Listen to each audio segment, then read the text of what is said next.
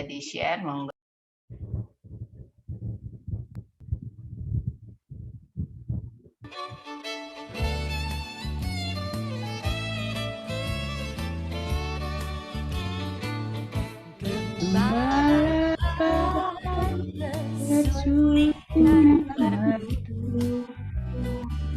Membimbing aku pada air tenang dan memberikan aku berteduh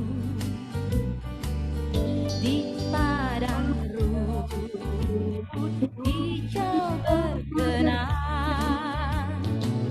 Oh, gembalaku itu Tuhanku, membuat aku tentram hening, mengalir dalam sungai kasih-Ku, kuasa damai jelang beri.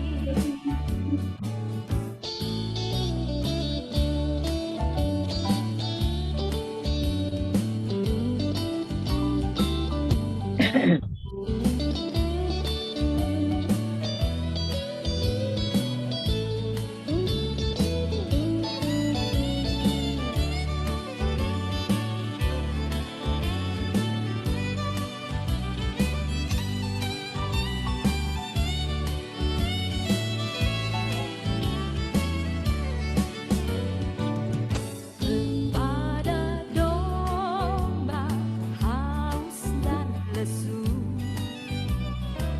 gembala baik memberikan air segar ke dalam hati haus dan sendu. Diberinya air hidup yang benar. Oh, gembalaku itu Tuhanku, membuat aku tentram hening, mengalir dalam sungai kasih-Ku, kuasa damai jelang benih. Oh, gembalaku itu Tuhanku,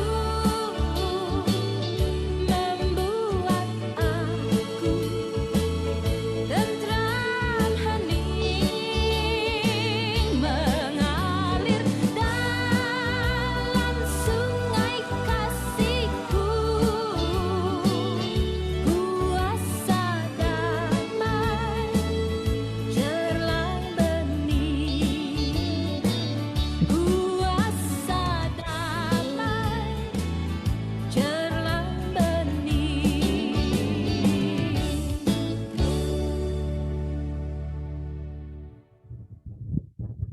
Monggo Bu Ratna.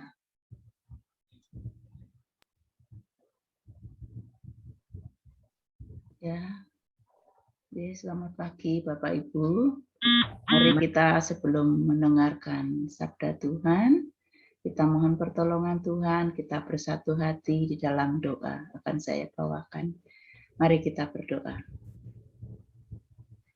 Allah Bapa yang ada di surga, Allah yang kami sapa, Allah yang kami muliakan di dalam Tuhan Yesus Kristus. Selamat pagi Tuhan, terima kasih atas kasih kemurahan-Mu, pertolongan-Mu, penyertaan-Mu di kehidupan kami. Kami pagi ini boleh bangun dengan kesegaran tubuh jasmani kami dalam keadaan sehat walafiat. Kami boleh menghirup udara segar pemberian-Mu Tuhan. Semua ini bukan karena kekuatan kami, bukan karena hebat dan kuatnya kami, namun semua ini karena anugerah-Mu. Terima kasih Bapa, terpujilah nama-Mu senantiasa. Pagi ini kami bersebagian kecil dari anak-anak-Mu ya Bapa, bersatu hati di dalam persekutuan doa pagi ini. Bapa, kami mengucap syukur semua ini karena Roh-Mu yang kudus yang senantiasa menggerakkan hati kami untuk boleh datang kepadamu Tuhan. Karena kami semua menyadari betapa kami ini lemah, kami tidak berdaya, oleh sebab itu kami terus mau mencari Tuhan, kami terus mengandalkan Tuhan di setiap kehidupan kami. Karena kami percaya dengan segala kelemahan kami, jika Tuhan yang senantiasa bersama-sama kami, jika Tuhan yang senantiasa menggandeng kami dalam keadaan apapun yang Tuhan izinkan boleh terjadi, kami tetap ada dalam damai sukacita karena kami bersama Tuhan. Bapa di surga, pagi ini kami juga akan mendengarkan sabda-Mu sebagai renungan yang akan mengawali dalam persekutuan doa ini Tuhan. Biarlah kami semua juga tertuju kepada firman-Mu, buka mata hati, akal budi pikiran kami, karena kami percaya bahwa firman ini adalah pelita bagi kaki dan terang bagi jalan kami. Bapa, kami serahkan ke dalam tangan-Mu juga bagi Bapak atau Ibu yang menyampaikan firman ini, Tuhan sertai agar apa yang disampaikan hanyalah berasal daripada-Mu. Kami berdoa bagi saudara-saudara kami yang belum tergerak untuk ikut ambil bagian di dalam persekutuan doa pagi ini Tuhan. Kiranya Tuhan juga menolong, Tuhan menyertai di dalam setiap kesibukannya, dan Tuhan menolong agar Tuhan menggerakkan hati saudara-saudara kami agar pada saatnya boleh bersama-sama kami di dalam persekutuan doa pagi ini. Bapa di surga, akhirnya kami mau serahkan persekutuan doa pagi ini dari awal sampai akhirnya. Tuhan sertai kami, Tuhan lindungi kami ya Bapak, berkati Zoom yang kami pakai agar sinar boleh berjalan dengan lancar. Kami naikkan doa kami ini kepadamu ya Bapak, hanya di dalam satu nama yang kudus, Tuhan kami Yesus Kristus, kami berdoa dan mengucap syukur. Terpujilah namamu Tuhan. Amin. Maturun Bu Ratna, kita akan memujikan kembali satu kidung pujian. Mbak, tolong Mbak Astri.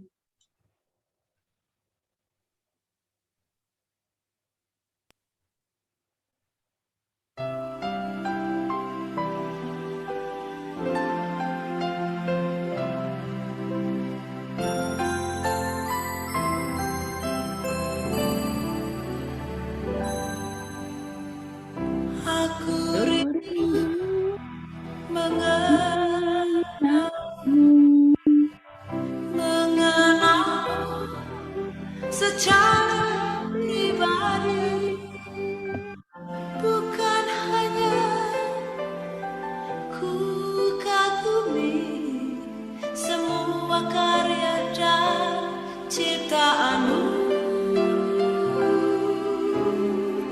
tapi tiada ku kenal pribadi, semuanya sia-sia saja.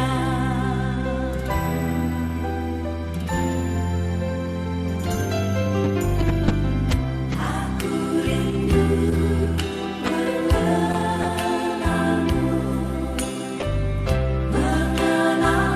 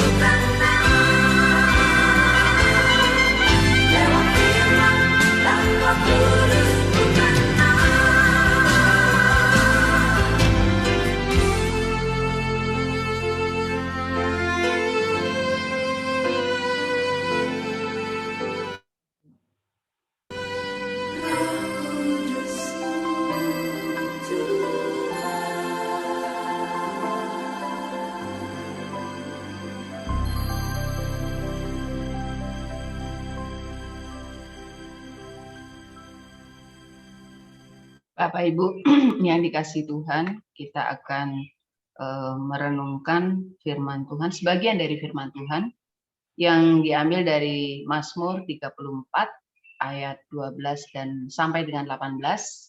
Supaya disiapkan, kita akan nanti baca Mazmur 34 ayat 12 sampai 18. Nanti Ibu Puji minta tolong, tapi sebelumnya kita berdoa dulu. Mari kita berdoa untuk firman yang hendak nanti dibaca oleh Ibu Puji. Allah Bapa yang Maha Kasih, terima kasih Tuhan pada pagi hari ini. Tuhan berikan kami kesehatan, Tuhan bangunkan kami dari tidur kami sepanjang malam, dan Tuhan juga memberikan kami nyawa, nafas, dan segala hal yang kami bisa nikmati pagi hari ini. Bapak yang makasih, kami hendak membaca firman-Mu Tuhan dan kemudian merenungkannya. Kiranya Tuhan sertai Ibu Puji yang hendak membaca firman-Mu dan hamba-Mu yang hendak menyampaikan renungan Tuhan. Kiranya Tuhan kuasai dengan Roh Kudus sehingga apa yang nanti dibaca dan hamba-Mu akan sampaikan sesuai dengan kehendak-Mu. Ampuni segala dosa dan kesalahan kami Tuhan. Kami serahkan hidup kami ini hanya dalam tangan kuasa-Mu. Dalam nama Tuhan kami Yesus Kristus, kami berdoa dan bersyukur. Amin. Amin. Monggo Bu Puji, minta tolong. Ya. Mari kita membaca firman Tuhan dari Mazmur 34 ya. Ya. 34 ayat 12 ayat 12 sampai 18. 18. Ya. Marilah anak-anak, dengarkanlah aku. Takut akan Tuhan akan kuajarkan kepadamu. Siapakah orang yang menyukai hidup, yang mengingini umur panjang untuk menikmati yang baik? Jagalah lidahmu terhadap yang jahat dan bibirmu terhadap ucapan-ucapan yang menipu. Jauhilah yang jahat dan lakukanlah yang baik. Carilah perdamaian dan berusahalah mendapatkannya. Mata Tuhan tertuju kepada orang-orang benar dan telinganya kepada teriak mereka minta tolong. Wajah Tuhan menentang orang-orang yang berbuat jahat untuk melenyapkan ingatan kepada mereka dari muka bumi. Apabila orang-orang benar itu berseru-seru, maka Tuhan mendengar dan melepaskan mereka dari segala kesesakannya.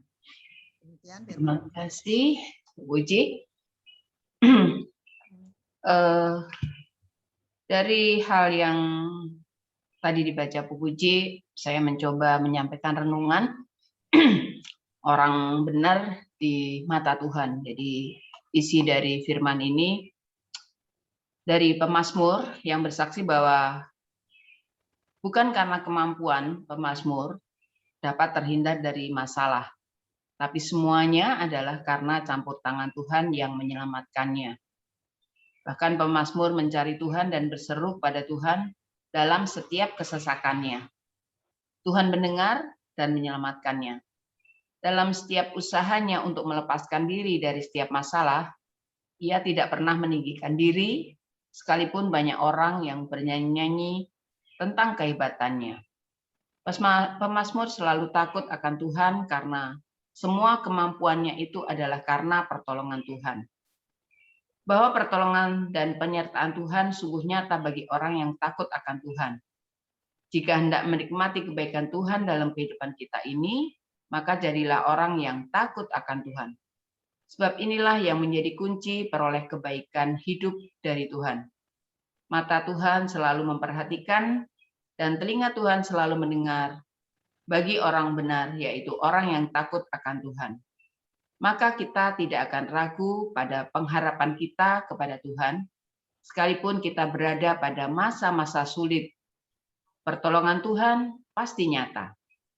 Dalam nas ini, pemazmur lebih luas lagi menjelaskan tentang ciri orang yang takut akan Tuhan, antara lain, menjaga lidah dari yang jahat dan bibir dari ucapan yang menipu, menjauhi yang jahat dan melakukan yang baik, serta mencari perdamaian. Dan tiga hal ini adalah hal yang sulit sekali kita lakukan karena kita tahu sendiri bahwa seperti pepatah mengatakan lidah itu tidak bertulang. Nah, ini sering apa yang kita sampaikan tidak sesuai dengan yang kehendak Tuhan. Lidah atau mulut sangat besar perannya dalam kehidupan. Beberapa nas Alkitab mengatakan bahwa hidup dan mati dikuasai oleh lidah. Dan bahkan lidah adalah api yang dapat membakar. Lidah adalah pena juru tulis yang mencatat tindakan hidup kita. Tuhan Yesus mengajarkan kita bahwa yang diucapkan mulut meluap dari hatinya. Bahwa sumber dari segala perkataan lidah, mulut, dan bibir itu berasal dari hati. Bahwa hati setiap orang yang takut akan Tuhan akan selalu diterangi oleh kebenaran firman Tuhan. Sehingga yang keluar dari perbendaharaan mulutnya adalah yang baik. Dan ini terpancar dari raut wajah maupun dari perkataan kita sehari-hari. Tuhan mengajarkan kita bahwa yang diucapkan mulut meluap dari hatinya ini terlihat dalam keseharian kita. Hal yang mendasar membedakan manusia dengan binatang adalah kemampuan manusia berkomunikasi dengan diri sendiri. Bahwa manusia mampu bertindak berdasarkan pertimbangan hati nurani, standar kepantasan, dan empati kepada orang lain. Jadi kita bisa mengetahui bukan hanya simpati, tapi empati. Pada masa sekarang, masa pandemi ini yang diperlukan bukan hanya simpati, tetapi juga bagaimana kita berempati dengan lingkungan yang paling terdekat dengan kita. Manusia mampu menunda tindakannya untuk berpikir tentang dampak pada orang lain. Namun di era media sosial saat ini, ya media sosial yang sedang luar biasa saat ini yang kita lakukan, justru media sosial sering digunakan untuk melakukan hal-hal yang tidak tepat atau tidak sesuai dengan kehendak Tuhan.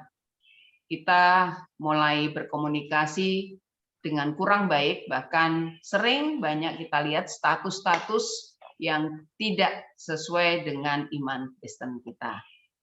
Layaknya di dunia nyata, dunia maya pun dapat memicu terjadinya konflik. Bahkan konfliknya bisa berkepanjangan.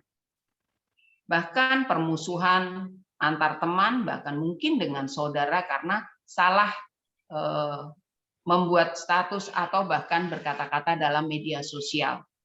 Jika dunia nyata, seseorang berbicara di antara kerumunan orang, bahkan mungkin hanya orang sekitarnya yang dapat mendengar, maka di dunia maya, hampir semua orang, teman kita ataupun pengikut kita, pasti bisa membaca atau melihat status yang kita buat. Sehingga segala sesuatunya tentu berdampak lebih luas lagi. Dan kata-kata yang terekam kemungkinan akan terekam juga dalam pikiran orang tersebut. Dan itu akan membuat orang atau yang membaca itu menilai kita bagaimana kita bersikap dalam keseharian. Masalah yang timbul sering kita tidak pikirkan. Sehingga kita posting apa saja yang perlu kita posting. Bahkan kita juga kadang-kadang ikut berkomentar dengan postingan teman atau saudara. Nah, di media sosial memang dapat menjadi tempat pelarian untuk melampiaskan kemarahan, ketidaksetujuan, ataupun ketidaksenangan. Namun, dampak buruk yang harus kita pikirkan. Untuk itu, maka marilah kita berkata dalam seharian maupun berkata dalam media sosial dengan baik, sesuai dengan kehendak Tuhan, dan tidak membuat orang lain menjadi terluka dengan kata-kata kita. Bahkan perkataan sombong, kata-kata kasar, tentu pasti tidak berkenan di hadapan Allah. Sehingga apa yang kita sampaikan di media sosial, itu adalah hal yang baik dan berkenan di hadapan Tuhan, sehingga dapat menumbuhkan iman kita kepada Tuhan, dan juga iman-iman saudara kita yang lain. Yang kedua, melakukan hal yang baik. Tuhan adalah sumber dari segala kebaikan. Sehingga tidak ada teladan yang lebih besar dan lebih baik daripada Tuhan dalam kehidupan kita. Tidak ada pernyataan kebaikan yang lebih besar selain dari perbuatan besar Allah yang mengutus anaknya Yesus Kristus untuk menyelamatkan manusia. Apa yang Tuhan rencanakan, apa yang Tuhan kerjakan, semuanya adalah untuk kebaikan kita sebagai ciptaannya. Dia tidak merancang yang jahat kepada kita. Maka yang Tuhan harapkan dari kita adalah bagaimana kita menjadi orang-orang yang dapat menjalankan firman-Nya untuk kehidupan kita. Melakukan yang baik berarti kita menghidupi teladan dari Tuhan, yaitu ada pengampunan, kepedulian, dan memberi diri untuk kebaikan orang lain. Perbuatan baik dibutuhkan inisiatif tanpa menunggu orang berbuat baik kepada kita. Jadi jangan hitung-hitungan, dia baik, baru saya baik, tapi berbuat baik walaupun orang itu mungkin kurang baik atau kurang senang dengan kita. Itulah kehendak Tuhan. Dia atau Tuhan tidak menunggu kita bertobat. Baru dia menunjukkan kasih-Nya, tetapi dia selalu menunjukkan kasih-Nya kepada kita dalam keadaan apapun kita. Bahkan saat kita berdosa, Tuhan pun tetap selalu mengampuni. Demikianlah kasih nyata Tuhan dalam kehidupan kita. Kemudian bagaimana kita mencari dan mengusahakan perdamaian? Dalam ucapan Tuhan Yesus mengatakan, berbahagialah orang yang membawa damai, karena mereka akan disebut anak-anak Allah. Bahwa anak-anak Allah akan melakukan apa yang Allah sudah lakukan, yaitu membawa damai sejahtera ke dalam dunia ini melalui Yesus Kristus. Tuhan Yesus memberkati. Terima kasih. Demikian yang bisa saya sampaikan. Tentunya kita berharap kita semuanya menjadi orang-orang yang berkenan di hadapan Tuhan dan melakukan hal yang diharapkan Tuhan, yaitu menjaga lisan kita, kemudian kita melakukan perbuatan yang baik, dan selalu menjaga perdamaian dan mencari perdamaian dalam setiap kehidupan kita. Terima kasih, dan kita akan tutup nanti dengan berdoa di room, tapi sebelumnya kita mendengarkan dulu satu lagu lagi. Mbak Astri.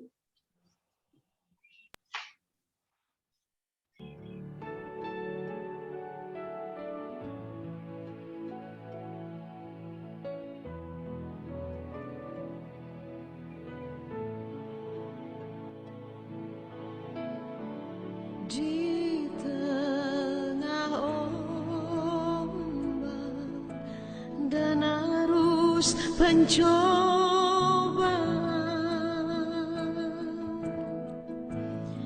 hampir terhilang tujuan arah hidupku. Bagaikan kapal yang selalu diombang-ambingkan, mengharap kasih-Nya seolah-olah tiada mampu.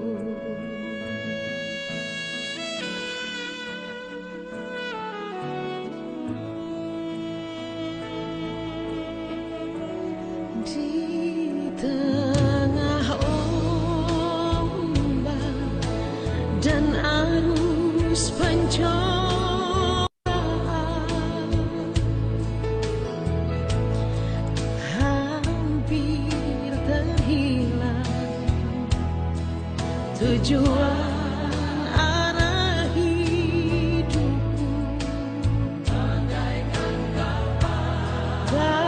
Bagaikan kapal yang selalu diombang-ambingkan, mengharap kasih-Nya seolah-olah tiada mampu.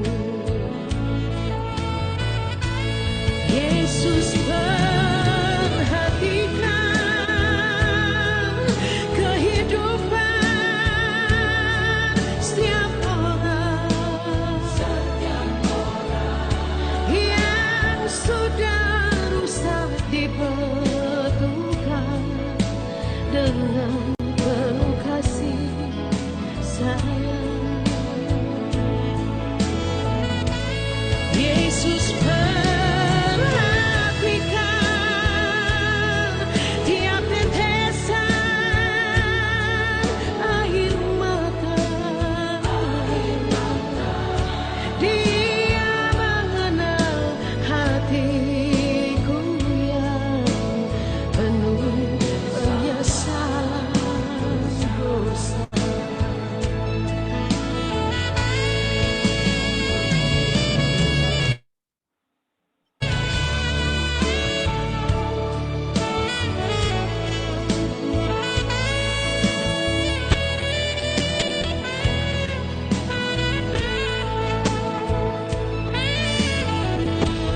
Yesus perhatikan kehidupan setiap orang yang sudah rusak dibetulkan dengan penuh kasih sayang. Yesus perhatikan tiap tetesan air mata. Dia mengenal hatiku yang penuh penyesalan dosa. Dia mengenal hatiku yang penuh penyesalan dosa.